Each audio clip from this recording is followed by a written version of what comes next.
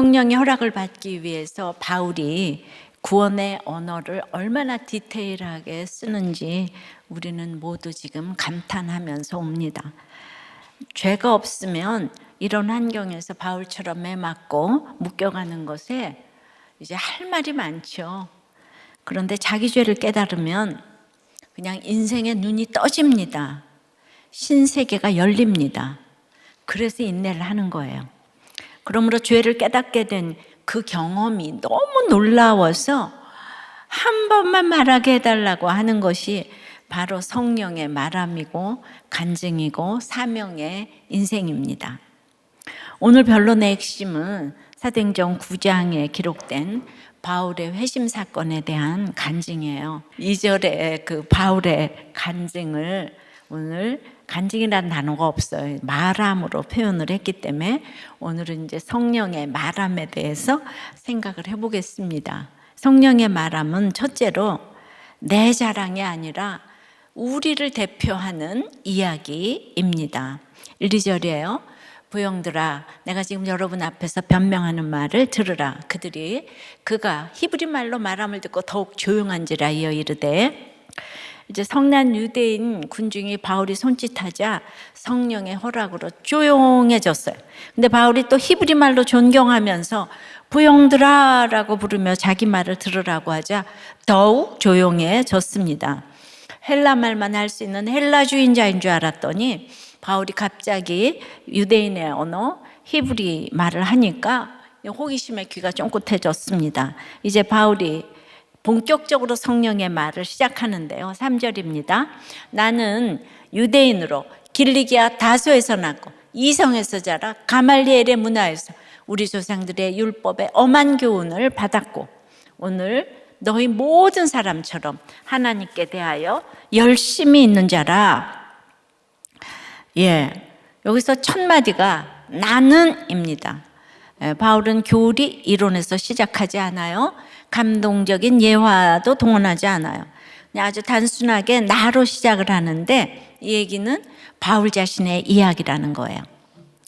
오늘 변명을 들으라고 그랬는데 변명은 말씀으로부터 이제 풀어내는 것이기 때문에 그 딱 단어가 없어도 삼위 하나님의 사역으로 자신의 말씀이니까 자신의 이야기를 풀어내는 거가 성령의 말함이에요. 이것이 나의 간증이요 성령의 말함입니다.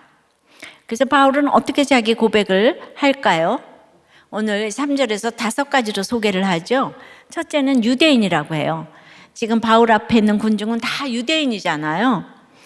지금 여러분은 저를 민족의 원수, 배신자, 반역자로 보지만 사실 저는 유대인이에요. 여러분하고 똑같아요. 두 번째는 저는 길리기아 다소 출생, 즉 유대인 중에서도 디아스포라, 그 흩어진, 그러나 굉장히 아주 부자 도시고 교육의 도시인 디아스포라 유대인이라는 거죠. 자, 천부장이 인정할 만큼 헬라어를 구사하는 것도, 그리고 또 이방인과 함께 다니는 것도, 또 이방인에게 유대교에 대해 잘못된 가르침을 전한다는 오해도, 자신이 태생적으로 이 다소시 출신이기 때문에 이렇게 디아스포라 유대인이기 때문에 이 오해가 생긴다는 거예요. 자기가 이제 디아스포라 유대인이 뭔지 알죠? 흩어진 유대인. 그 바벨론 포로나 그 아수르 포로로 갔다가 그다음에 다 흩어졌어요. 여기저기로 다. 셋째는 이성, 즉 예루살렘에서 자랐다는 거예요. 다소 출생이지만 예루살렘에서 이제 자라고 성장했다는 것은 자신이 유대인의 정체성을 너무나 가지고 있고 잊을 수가 없다는 거예요. 자, 넷째는 가말리엘 문화에서 율법의 엄한 교훈을 받았다고 합니다. 이제 가말리엘의 문화라면 이 제자라는 뜻이거든요. 근데 그곳에 입학하려면 모세오경을 다 외워야 돼요. 창세기, 출애굽기, 레위기, 민수기, 신명기 이거를. 그러니까 이제 그렇게 그거를 다 외워야 되는데 거기 또 시험을 보면 1년에 서너 명밖에 안 뽑는다는 거예요. 근데 이제 들어갈 때도 그걸 다 외웠는데 졸업할 때는 어떻겠어요? 율법 박사도 뭐 그런 박사가 없겠죠. 그러니까 한마디로 지금 율법이면 율법 따라갈 자가 없다는 거죠. 그러니까 가말리엘은 그만큼 유대인들도 인정하는 율법사였다는 거죠. 원래 사도행전 5장에 그 사도들이 이제 안진뱅이를 고쳐주니까 대제사장하고 무리들이 시기심이 가득해가지고 죽이고자 했어요, 이 사도들을. 그때 누가 나서서 구해주냐면 바로 가말리엘이, 이 사람들을 상관하지 말고 버려두라. 이 사상과 이 소행이 사람으로부터 났으면 무너질 것이요, 만일 하나님께로부터 났으면 너희가 그들을 무너뜨릴 수 없겠고 도리어 하나님을 대적하는 자가 될까 하노라 하니 그들이 옳게 여겼다고 했지요. 그래서 이 공회는 교법사인 가말리엘의 권고대로 교회를 박해하지 않기로 결정하였던 것 기억나시나요? 예, 몇 명만. 예. 그만큼 유대인이지만 유대인들이 인정하고 존경하는 분의 제자라는 거예요. 예. 자, 다섯째는 이 많은 아주 이렇게 대단한 스펙을 가지고도 하나님께 대하여 열심히 있다는 거예요. 근데 오늘 뭐라고 그랬냐면 3절에 오늘 너희 모든 사람처럼 저도 똑같이 하나님께 대하여 열심히 있습니다, 이런 말이에요. 이 5가지 소개의 핵심이 바로 이거예요. 다시, 나는 유대인이고 유대인 중에 디아스포라 유대인이고 예루살렘에서 자랐고 가말리엘에게 배웠고 하나님께 대한 열심이 있고. 근데 이제 이 모든 것을 소개하면서 결국 하고 싶은 얘기는 뭔가 하면요, 이게 바울이 자기 자랑한 게 아니고 여러분 모두와 마찬가지로 저도 똑같아요, 이런 얘기예요. 그럼 이제 우리가 이걸 어떻게 해석해서 들어야 될까요? 예수 믿기 전에 나는 이렇게 학벌을 좋아했고 또 좋은 동네에서 살았고 그것을 위해서 무서운 열심으로 살아서 다 쟁취했고 부러움의 대상이었다. 그것이 여러분과 다를 게 하나도 없다. 예.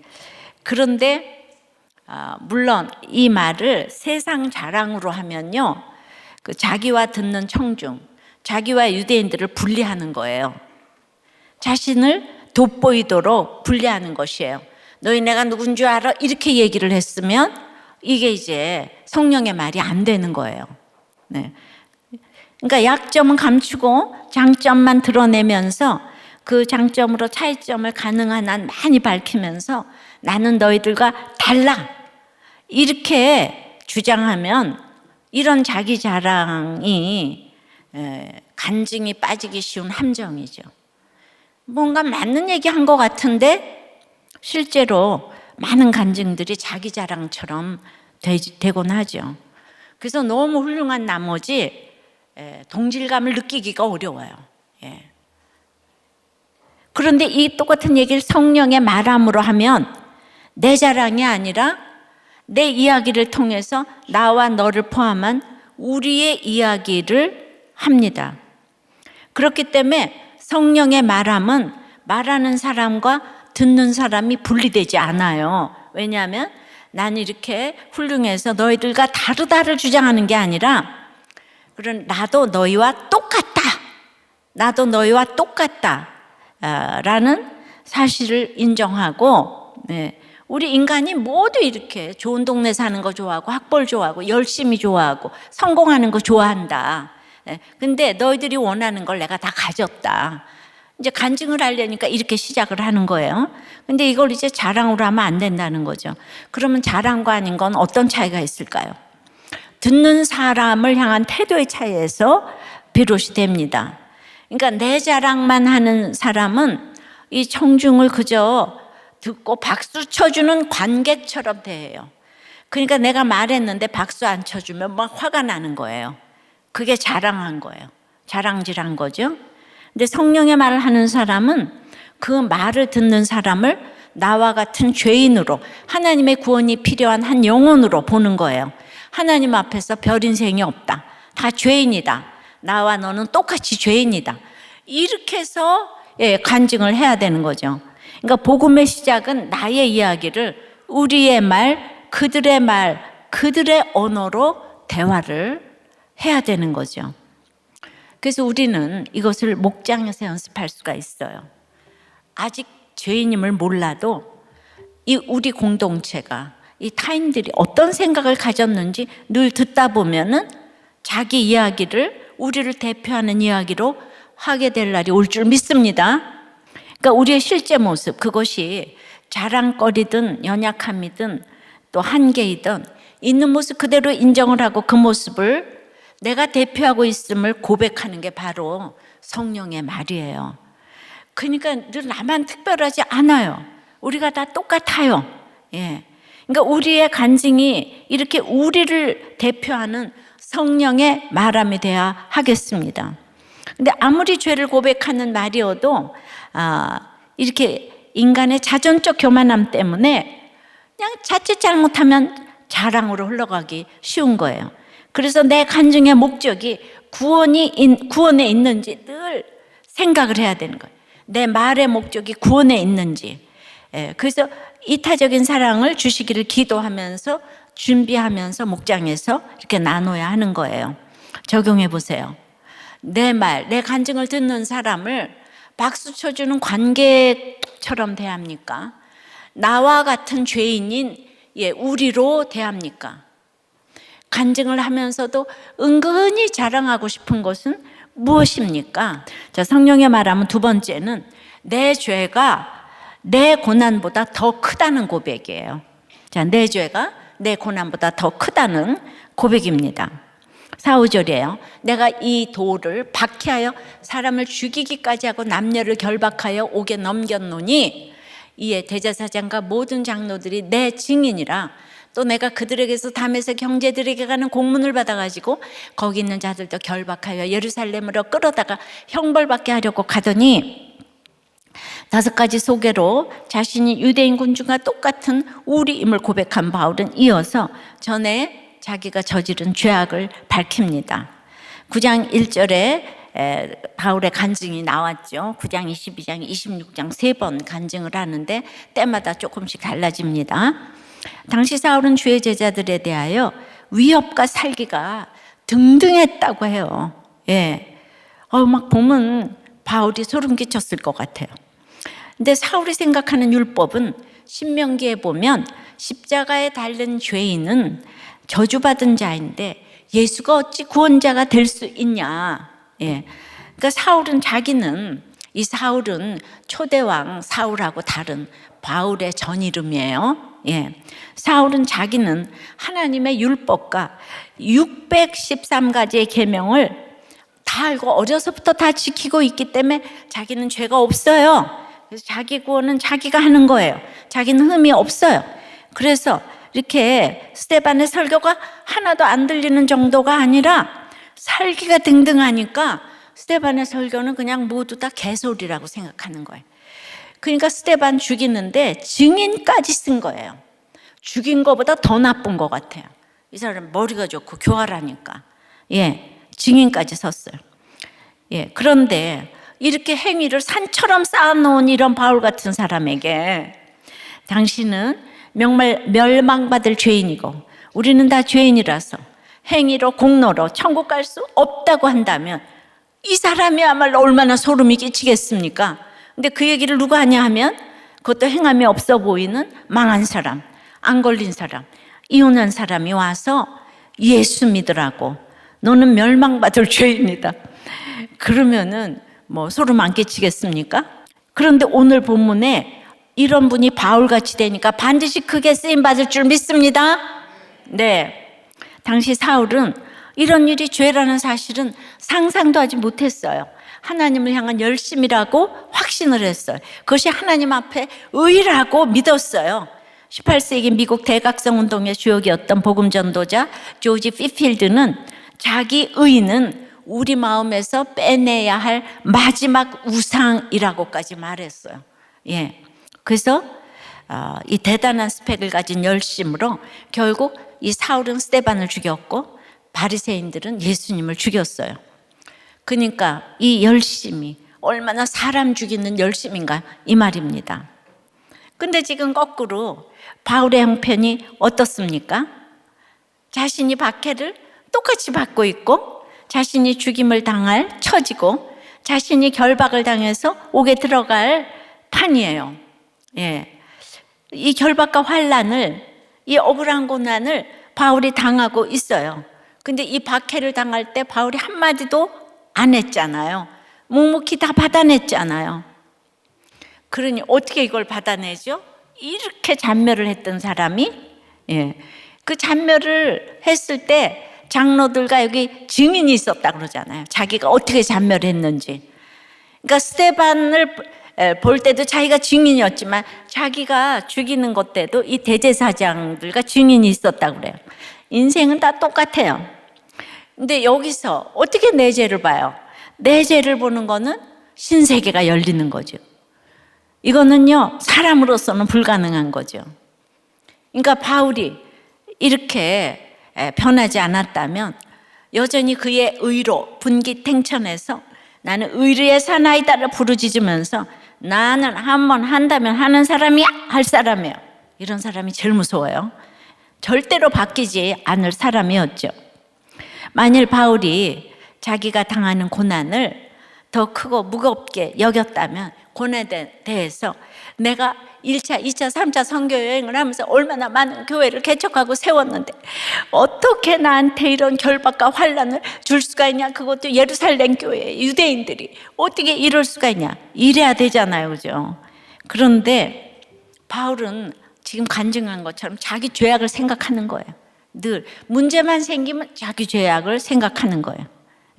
사울이 바울이 되니까 자기가 선한 일인 줄 알고 행했던 일들이, 주님의 도를 박해하고 사람을 죽이고 선량한 남녀를 결박하여서 옥에 넘겼던 것이 죄임을 지금 인정하는 게 참 중요하죠. 내가 당한 고난을 그러므로 간증한 것도 굉장히 감동이고 은혜를 줄 수 있어요. 어떻게 그런 역경을 통과했는지 와, 도전이 막 되는 거예요. 그러나 내가 당한 고난만 강조하는 것도 결국은 내 자랑과 다름이 없어요. 그건 성령의 말함이 아니에요.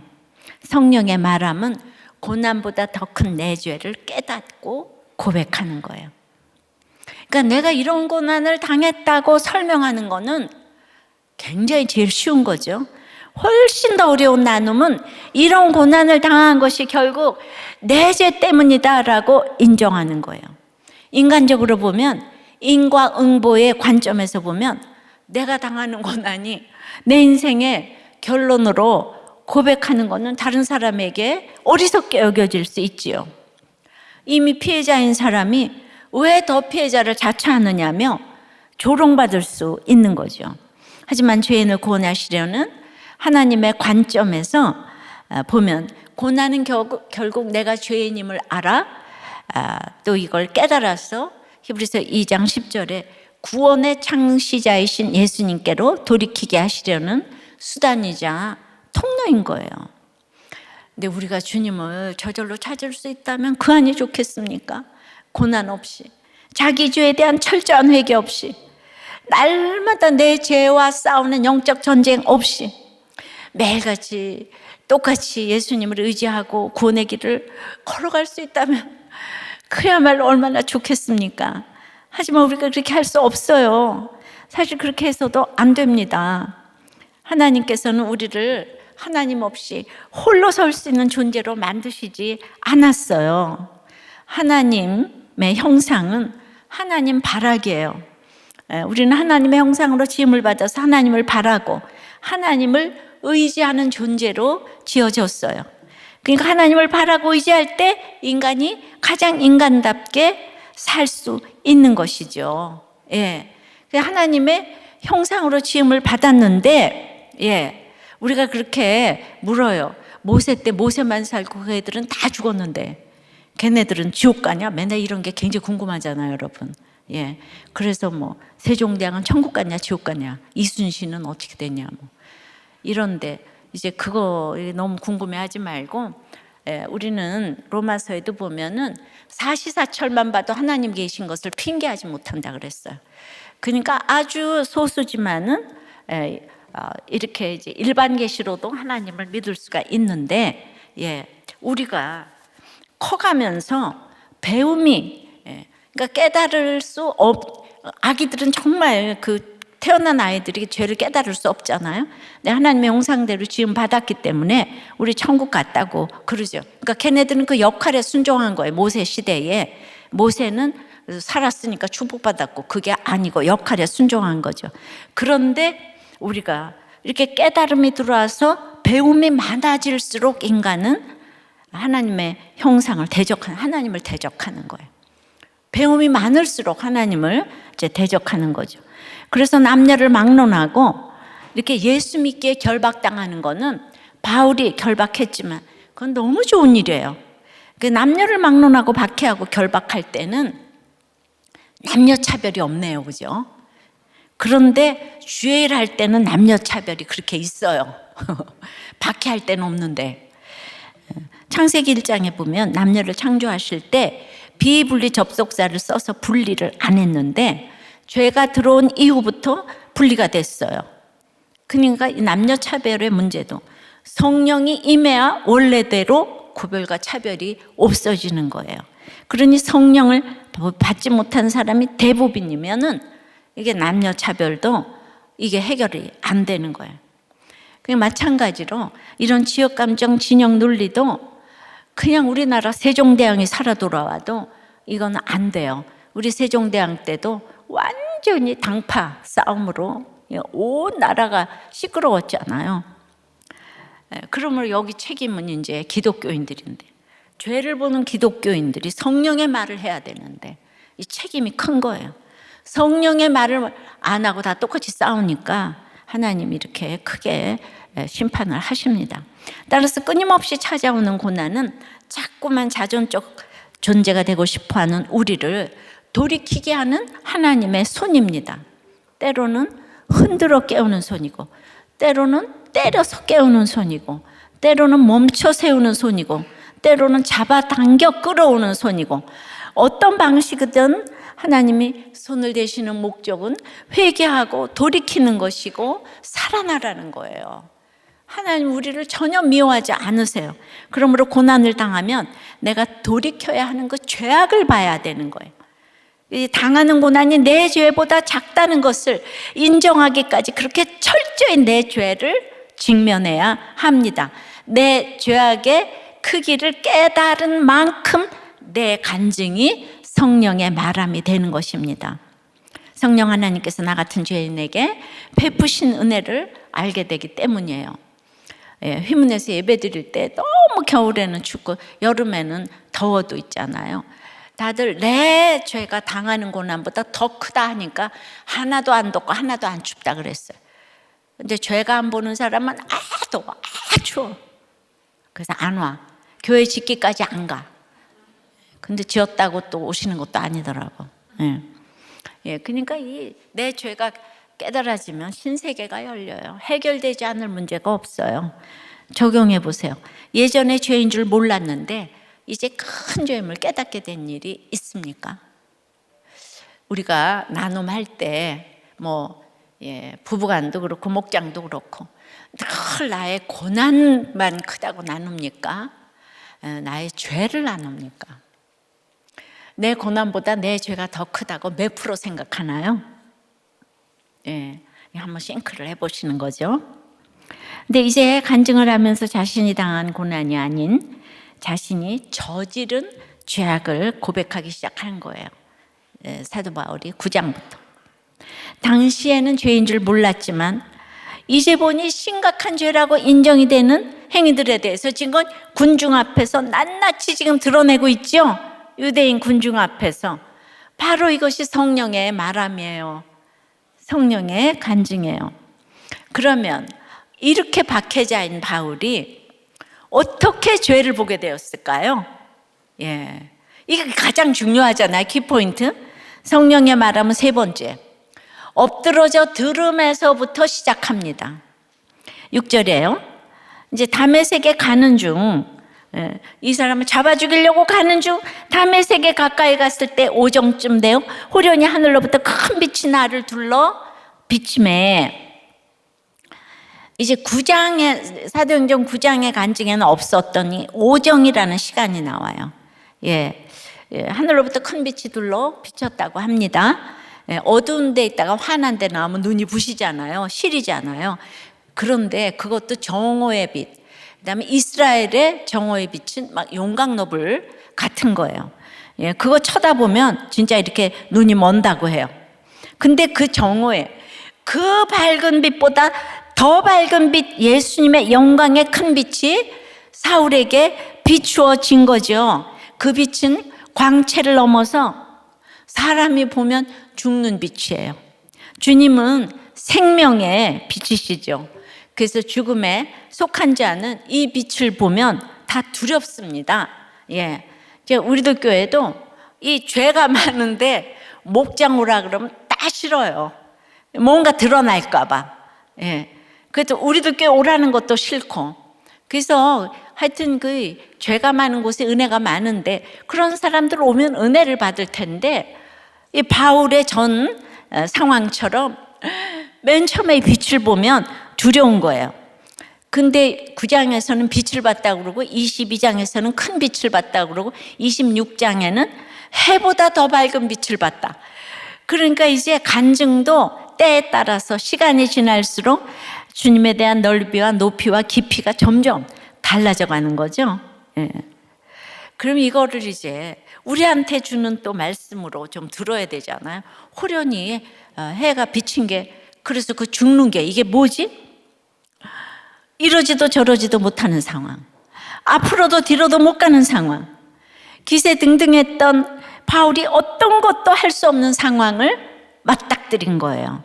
내 인생 가장 찬란하게 빛나야 할 정오에 이제 곧 도착하는 다메섹 성읍에서 내가 이제 승전보를 울려야 하는데, 내가 이제 이 모두를 이제 하고 짠하고 나타나야 되는 그 바로 앞에서 꼼짝달싹 못하게 하는 사건이 생긴 거죠. 바로 이게, 우리는 그냥 큰 빛이 비쳐서 바울이 예수 믿었다 이러면 여러분들한테 적용할 게 하나도 없잖아요. 그 빛은 어디서부터 오는 건데? 그건 이스라엘 가야 되나? 이렇게 생각하시는 거예요. 그때 이 기세 등등했던 바울이 어떻게 됩니까? 7절에 내가 땅에 엎드러져, 어쩔 수 없는 상황에 땅에 엎드러져 들으니, 엎드러지니까 들어요. 들리는 거예요. 소리 있어. 이게 나에게 주신 음성이에요. 엎드러지니까 말씀이 들려요. 말씀이 들리는 거는 이렇게 엎드러져야지 내가 죄인이라는 걸 알게 돼요. 그러니까 이르되 사울아 사울아 네가 왜 나를 박해하느냐, 이 죄의 목록이 밝혀졌잖아요. 엎드러지니까 들리고 나에게 주신 음성이 들려. 그러니까 사도 바울은 그냥 구약을 잘잘 외우는데 주님이 나에게 주시는 음성은 안 들려요. 안 들려. 이게 큰 차이인 거죠, 그죠? 그러니까 우리가 들으니까, 엎드려져서 들으니까, 나에게 주는 음성으로 들으니까 성령의 말함이 출발하는 거예요. 그때부터 성령의 말함이 출발하는 거예요. 지금껏 가족을 위해, 자녀를 위해, 나를 위해 최선을 다했던 내 열심이 주님을 박해한 일이라는 거예요. 나의 학벌, 내 능력, 내 스펙이 하나님의 영광을 위함인 줄 알았는데 하나님의 영광을 가리운다 말씀하세요. 엎드러지지 않으면 결코 동의할 수도 들을 수도 없는 말인 거예요. 그러니까 무너져 본 일이 없는 사람이 이 말씀이 안 들리는 거죠. 결국 말씀이 안 들린다는 거는 이제 엎드려져 본 적이 없다는 거예요. 그러면 제 설교가 너무 어려워요. 처음부터 끝까지 지금 구속사로 하니까. 성령의 말함은 내 속에 있는 것을 말하는 게 아니에요. 내 속에는 죄와 악함, 내 열심, 이기심만 가득하기 때문에 지금 그 성령이 말하려면 내가 하나님 음성을 들어야지. 기도도 하고 말도 하잖아요. 간증도 하고. 근데 잠언 28장 9절에 사람이 귀를 돌려 율법을 듣지 아니하면 그의 기도도 가증하니라. 가증하니라. 우리가 그렇게 말씀이 안 들리는 사람은 가증한 기도를 하고 가증한 상담을 하고 가증한 나눔을 한다는 거예요. 그래서 우리는 들어야 돼. 하나님의 말씀을 들어야 되고 예배 시간에 들어야 되고 목장에서 열심히 들어야 되고, 그래서 내 생각이, 내 가증이 땅에 엎드러지는 사건을 통해서 드디어 하나님께서는 내 입술을 통해 성령의 말을 하기 시작하는 거예요. 할렐루야! 결정적으로 무엇에 엎드러졌습니까? 바울은 그 자기만 알아들었던 보이스, 주님께서 자기에게 특별히 듣게 하신 이 말씀을 전하는 거예요.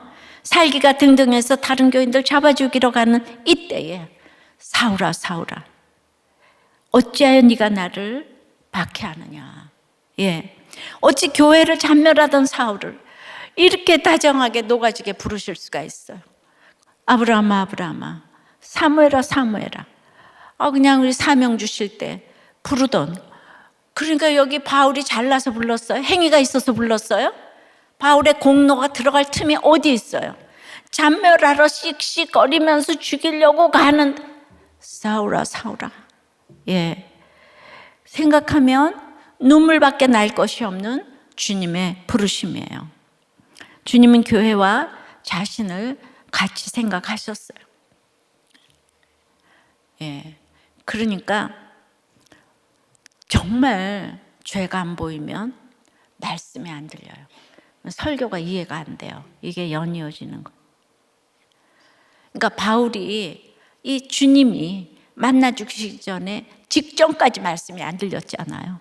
박사학위 몇 개 가진 바울이 직전까지 말씀이 안 들렸어요. 그리고 맨날 자랑하는 거예요. 스펙, 동네, 그냥 자기 열심히 이거 성공한 이 얘기만 날마다 부르짖고 있어.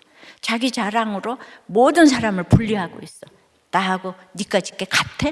집에서도 부모하고 자식도, 예, 너는 나하고 니까짓 거하고 달라, 이렇게 자꾸 분리를 해. 자식 보고도 나도 너하고 똑같았단다. 나도 똑같아. 그냥 환경이 좀 돼서 공부를 한 거지 얘야. 이렇게 똑같다고.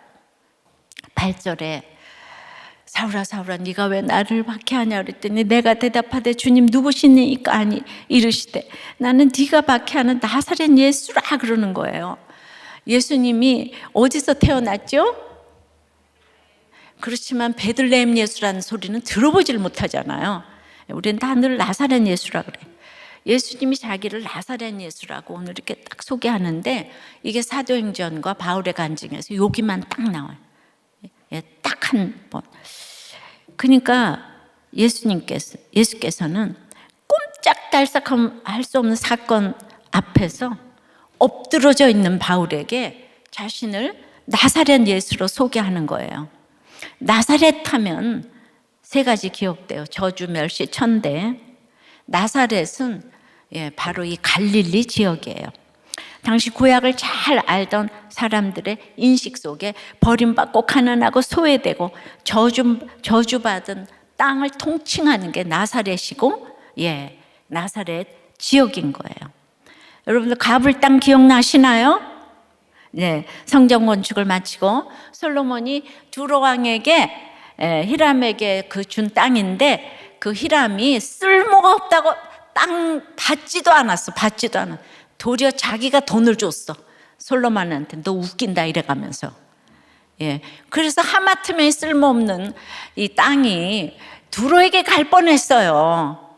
근데 여기가 이 예수님이 이 나사렛 출신이다. 이게 내가 버릴 만한 이 나사렛이 이렇게 엄청나게 쓰이는 이 가불 땅이 갈릴리 땅의 성읍 20곳입니다. 바로 그 나사렛 예수라고 소개를 하십니다.